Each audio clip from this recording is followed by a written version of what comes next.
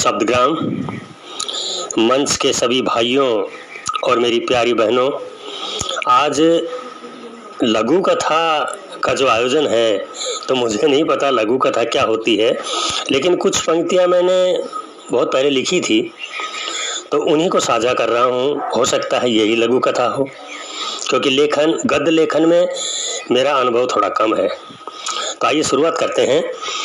एक बार अब्दुल चाचा और राम बिहारी जी आपस में बैठे बातें कर रहे थे। दोनों ही पढ़े लिखे और समझदार थे। गांव में दोनों का बहुत सम्मान था। राम बिहारी जी ने अब्दुल से पूछा, अब्दुल जी, यह बताइए दुनिया की सबसे सुंदर नारी कौन?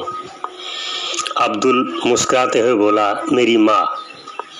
राम बिहारी जी ने कहा, अरे वाह, क्या बात है। अब्दुल भाई, आप सच कह रहे हैं। हर बेटों के लिए उसकी अपनी माँ से बढ़कर दुनिया में कोई सुंदर नहीं होता। परंतु मेरा सवाल ये नहीं है। मेरा पूछने का मतलब कुछ और ही है। आप ये बताइए, माँ को छोड़कर सुंदर नारी कौन? तो अब्दुल बोले, वो भारतीय नारी जो पर्दे में रहती हो, उससे सुंदर कोई हो ही नहीं सकता। राम बिहारी जी हंसने लगे और बोले, अब्दुल, तुम तो यार रूढ़िवादी विचार के हो। तुम आदम के जमाने की बातें कर रहे हो। वहां राम बिहारी जी ने एक छोटा सा तंज कसा कि आपके यहाँ महिलाएं जैसे बुर्के में रहती हैं, उसे ही सुंदर मानते हो। अब्दुल तुरंत बात को काटते हुए कहने लगा, नहीं नहीं राम बाबू, आप तो गलत समझ गए। देखिए, महिलाएं हिंदू हो, मुस्लिम हो या किसी भी धर्म की हो, पर्दे में ही सुंदर लगती हैं। मगर पर्दा वो नहीं जो मुंह को ढक कर रहे, बड़ा सा घूंघट निकाले। मैं उसे घूंघट नहीं, घुटन समझता हूँ। राम बिहारी ने फिर प्रश्न किया, तो फिर आपकी नजर में पर्दा क्या है? अब्दुल बोला, प्रत्येक महिलाओं के लिए असली पर्दा क्या है वो मैं बताता हूँ।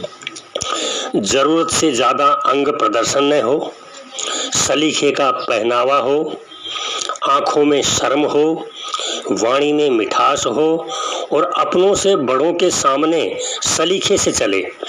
मटक मटक कर चलना भी फुहड़ता है। जिस नारी में यह गुण है वही असली पर्दा है। और उस सुंदरता के सामने आपकी ये फिल्मों की अप्सराएं भी फेल हैं। राम बिहारी हंसने लगा और बोला, अब्दुल भाई, आप भी कहाँ उन नंगी पुंगी फिल्मों की हीरोइनों की बात करने लगे। वो हमें आकर्षित कर सकती हैं, लुभा सकती हैं, परंतु सुंदरता की श्रेणी में कभी नहीं आ सकती। अब्दुल भाई, आपने सही कहा, पर्दे में रहने वाली भारतीय महिला से सुंदर कोई नहीं। और इस तरह से दोनों अपनी बात समाप्त करके अपने घर की ओर चलने लगे।